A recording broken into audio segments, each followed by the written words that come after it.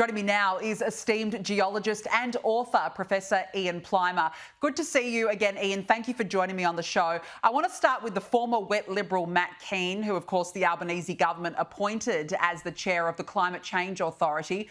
Well, he's now unleashed a diatribe of climate fearmongering in 9 newspapers, claiming that the LA fires mean Australia must invest in a lot more in stopping climate change. He said Australia and other nations must step up efforts to slow and then halt the rise in greenhouse gases, mostly sourced from burning fossil fuels, as soon as possible. We can reduce the climate impacts to come if we have the wit and will to do so. A delay in taking climate action is not an option. Ian, there were so many factors that went towards those LA fires. As we know, there was a lack of taking action from government and local authorities. But what do you think of the take by Matt Kean? Well, firstly, there's a pub next door. I should have had my MAGA hat on and gone into the pub rather than doing this interview from the Goyder Council chambers in Borough. I'm sorry, I wish I'd known you were going to do that. What a shame. I've got 3 MAGA hats in my car. Oh, that's a shame. Next time you come on. Next time. The LA fires result from many of the reasons that we get fires in Australia. Highly inflammable pine and eucalypts, poor maintenance of power lines, lack of access, and in the case of LA, city firefighters trying to fight bushfires. In the case of LA, very old infrastructure, power lines, which created some of the fires.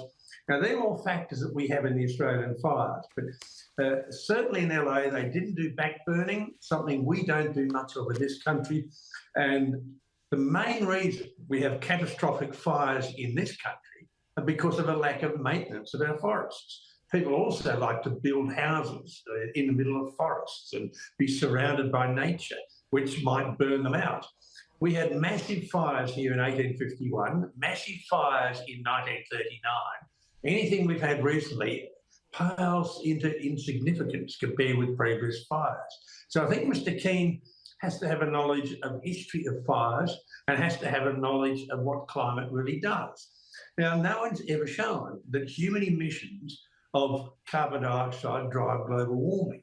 We still don't have a catastrophic climate. We still don't have massive climate change. We are having business as usual with cycles of climate. Sometimes they intersect and you get slight changes which are a bit more rapid than other times. So Mr Kean is talking his own book. He does not have a job unless he does that. And I think he's trying to frighten people witless. Bushfires have been in Australia well before we started to emit carbon dioxide. Absolutely, and yet time and time again, as soon as there's a fire, the left, they come out in their droves with the same old narrative. Now, we've got to talk about this heat wave in New South Wales today. The mercury is tipping 40 degrees in parts, and right on cue, Ian, here are the warnings of even more blackouts due to fears that the extreme heat will overload the grid. Ian, every time there's a heat wave, it's the same warning. How much is this net zero fantasy sending this country backward, and we're paying for it?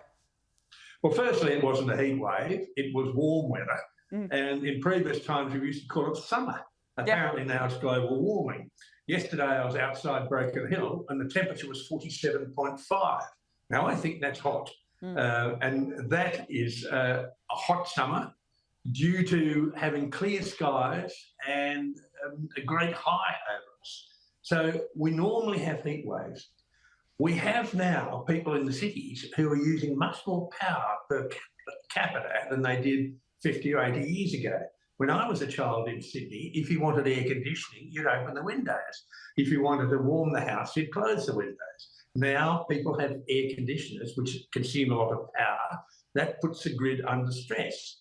And what that's telling us is that we haven't had an infrastructure investment for a long period of time. We've been killing off the reliable, cheap energy sources like coal-fired power that keep the system running, and we've replaced them with unreliable power. When I was driving earlier today, coming down through Mount Bryan, there were about 80 wind turbines. Not one of them was moving.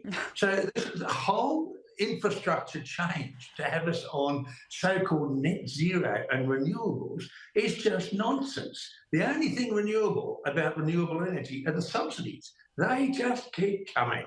So I think people are being a little bit soft. It's snowflakes.